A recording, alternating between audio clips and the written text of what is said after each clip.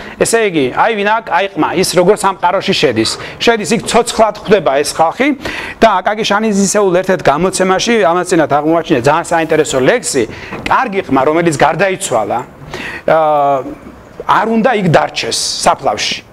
და თავის ესე იგი თავის სხვა გმირებთან ერთად არის და ამ დროს ქვეყანას უჭირს და იქიდან გამოქცევა უნდა დაბრუნდეს უკან, რათა ესე იგი დაეხმაროს სხვებს და ისინი ეუბნებიან რომ არ შეიძლება ამის გაკეთება, რომ ეს შეუძლებელია რომ უკან დაბრუნდე, მაგრამ ძალიან დრამატულად არის აღწერილი თუ როგორ ცდილობს ის დაბრუნდეს ცოცხალთა სამყაროში ხმლით და დადგეს ესე იგი იქ სადაც მისი ასე ვთქვათ თანამებრძოლები იბრძვიან ღირსებისათვის და სახელისათვის.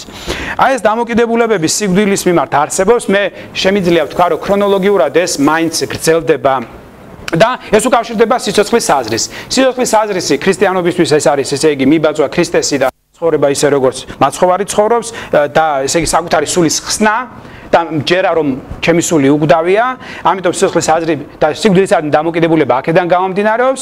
წარმართობაშიც ეს არის ის რომ მე თუ კაიყმა ვარ და გმირი ვარ და ასე შემდეგ მეხსიერებაში დავრჩები და ხოლო იქ ერეკლეს თამარისა და სხვების გვერდით ვიქნები, ხო? და ასე ვთქვათ ვემახსოვრები აქ ამ ქვეყნად ადამიანებს, ხოლო იქ ხორციელი და სულიერი ცხოვრება მექნება და არის კიდევ ერთი ჰიბრიდული გარდამავალი ეპოქა. მე-19 საუკუნეში საქართველოში იწყება ძალიან საინტერესო მომენტი. ერთგვარი კულტურული წყვეტა. თქვენ იცით რომ ესე იგი საქართველოს-რუსეთს უერთდება 1801 წელი, მანამდე გეორგიევსკის ტრაქტატი და ასე შემდეგ.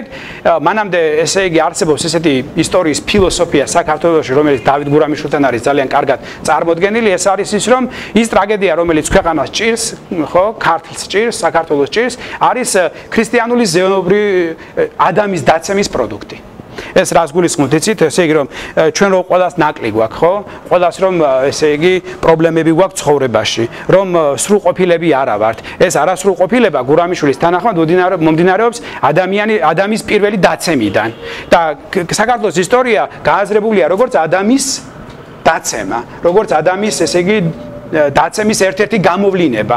ამიტომ ქართველები ღმერთს ღალატობენ, შესაბამისად ისინი იმკიან ირანელებისაგან და სპარსელებისაგან, ასე ვთქვათ, იმას რაც უნდა მოიმკან. ეს არის ესე იგი რისხვა ღვთისა იმ პირველი ცოდვის გამო. ეს არის გურამიშვილის ისტორიის ფილოსოფია, ასე ვთქვათ, ასე ესმის მას ისტორია.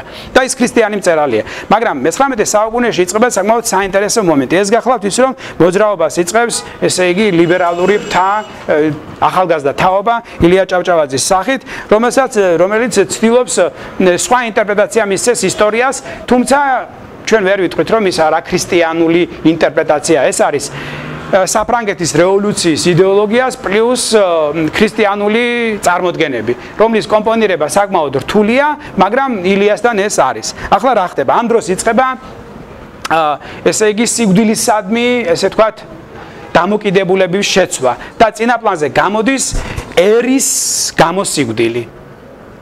ერის სხეულის გამოსიკვდილი, ნაციის როგორც ერთ ტანად აღქმა, ხო? ილია რო ჩამოვიდა სამეგრელოში, ბანძაში, ილიამ თქვა რომ სამეგრელოში ჩავედი და საქართველოს ნახეო, თქვა. ესე იგი ამით ესე იგი და ილიას ეს ახლა მე არ მინდა თეორიები მოვყე რომ ფაქტობრივად შექმნა ქართველი ერი იმის გამო რომ ქართულთა შორის წერა-კითხვის გამავრცელება სკოლებს აარსებდა, მერე გაზეთი გამოსცეს, ამ გაზეთს სამეგრელოშიც და კახეთშიც კითხულობდნენ და ამან შექმნა ერთგვარი, ესე იგი ერთიანობის წარმოდგენა ქვეყნის. ამას რომ ამბობ და ის იდენტობა, რომელიც ჩვენ დღეს გვაქვს, რომ საქართველოს ერთიანი და მთლიანი, ასეთი იდენტობა ჩვენ არ ქონდა. მაგალითად გეტყვით, ახლა ერთმა ესე იგი ადამიანმა ამის გამო გამლანძღა კიდევაც, მაგრამ გალანძღვის გამო არ მომგვდარვარ და არც ახლა არ მოგდები, უბრალოდ ერთ რაღაცას გეტყვით, რომ ბებიაჩემი, რომელმაც ქართული არ იცოდა, ბებიაჩემისთვის სამყარო იყო დაყოფილი, ლოკალური იდენტობა ჰქონდა, ადგილობრივი. ბებიაჩემი ამბობდა, რომ ქორთუები და ესე იგი მარგალები, ანუ მეგრელები და ის თავისუფლიდან არც გასულა, გამოთხოვდა მეორე სოფელში და იქ ესე იგი ცხოვრობდა. ნუ ამას ქრისტიანი ადამიანი იყო, ღმერთის სწამდა. რისი თქმა მინდა, მაგრამ მან არ იცოდა არაფერი საქართველოს შესახებ. თითქმის არაფერი იცოდა, რომ თბილისია, სადღაც ხალხია, რომ ქართულად ლაპარაკობენ, ადამიანები, მან არის ისეს ქართული, მას ჰქონდა ლოკალური იდენტობა. ის იყო იმ ადგილის შვილი. ხო? და მისი გეოგრაფია იყო მისი სოფელი, ლოკალური იდენტობა ჰქონდა. მაგრამ ახლა მე და ბებიაჩემი რო აღმოჩენილი ყავით მყინვარწვერის წინ და ასე ზევიდან შეგვეხედა. ბებიაჩემი ეკლესიის წინ პირჯვარს გადაიწერდა და იტყოდა რომ ესე იგი ეს ეკლესია ნუ ღმერთი და რაღაცა, ხო? და ჩემთვის მე რა გამახსენდებოდა და რა გამახსენდა როცა ვიყავი.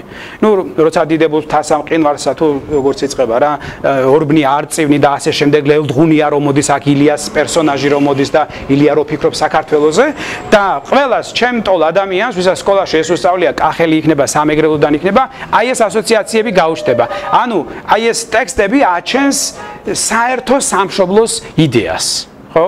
რომ ეს არის მანამდე ეს იდეა ძლიერი არ არის, მანამდე ნაციონალიზმი არ არის, ქრისტიანობისთვის ნაციონალიზმი უცხოა, ქრისტიანობა არ გულისხმობს ნაციონალიზმს და ილიას დროს იწყება ის, რასაც ქვია სამშობლოსათვის თავის დადება. ანუ საზრისის წანაცვლება ხდება. თუ ქრისტიანი ეწამება იმისათვის, რომ მიუერთდეს ესე იგი მორწმუნეთა დასს ზეცაში და მოხვდეს სამოთხეში, წარმართი გმირი ეწამება იმკვდება იმისათვის, რომ თავის ესე იგი ასე ვთქვათ გმირებს იქ ყოველ გმირებს მიუერთდეს და აქ მეხსიერებაში დარჩეს, მე-19 საუკუნეში ხდება ახალი პარადიგმა ადამიანისა, რომელიც სამშობლოსათვის კვდება, რომელიც კვდება ერთიანი ერისხეულისთვის და თუ ბელადომანიაზე ვლაპარაკობთ მე და იქნება საუბარი, თითოეული ადამიანის გარდაცვალება ეს გავს ხიდან ფოთლის ჩამოვარდნას, იმიტომ რომ ერთი ხე ეს არის ესე იგი საქართველო, ერთი ტანი აქვს მას და ის თითოეული ფოთოლი არის თითოეული ჩვენთაგანი და იმის განცდა რომ აფხაზეთი და ოსეთი და ჩვენი ისტორიული მიწები და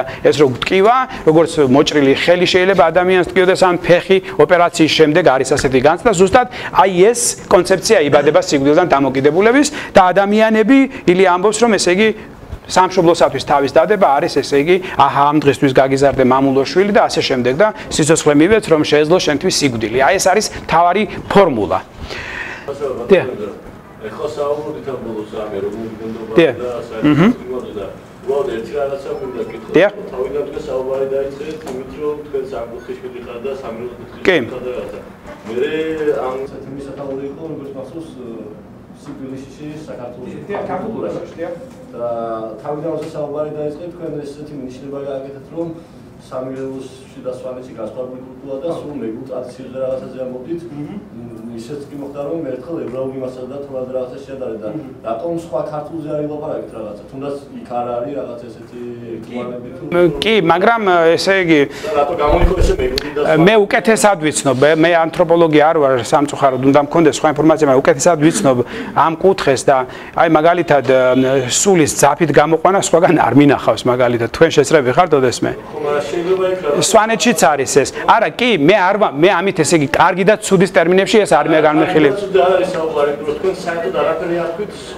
არაფერი არ თქვი იმიტომ რომ ეს არ არის ჩემი თემა ამ შემთხვევაში მაგრამ მე ისე თქვა მინდა იცით რიტუალს კიდევ ჩვენთვის აქ ძალიან დიდი დატვირთვა ჩემი აზრით ეს არის პრინციპში ის კიდევ ერთგვარი მეხსიერების შემნახავია ამიტომ ჩვენ ბევრად უფრო პატრიარქალურები ვართ ბევრად უფრო ასე ვთქვათ ორიენტირებული ვართ რიტუალზე ვიდრე დაუშვათ იქნება კახელიან დაუშვათ ქართლელიან ნუ გურული თუნდაც მიუხედავად ამისა რომ კალანდა გაქვთ თქვენ ხო ამას გულისხმობდი მე კი სხვაგანაც არის ეს რიტუალები სხვაგანაც მე გეტყვით რომ ნაკ არაფერი განსაკუთრებული არ არის მაგალითად ერთ-ერთი ქართველი კინო რეჟისორმა გადაიღო ფილმი სადაც აჩვენა როგორ დაიტირეს დაუშვათ კახეთში მობილური ტელეფონით რომ საზღვარგარეთის ქვეყნიდან ჩართეს მობილური აი ამ დიქტაფონს და იქიდან მოთქვამდა და ისინიც აქედან ნუ ეს რიტუალი ამას ეს კიდე სხვა საკითხია და ახლა ამას არ მინდოდა შევხებოდი კი შეიძლება ამაზეც საუბარი მაგრამ ისიც მგონია რომ მას არ არის მოკლებული ჩვენ უფრო ბევრად რიტუალური ხალხი ვართ. მე-19 საუკუნე საერთოდ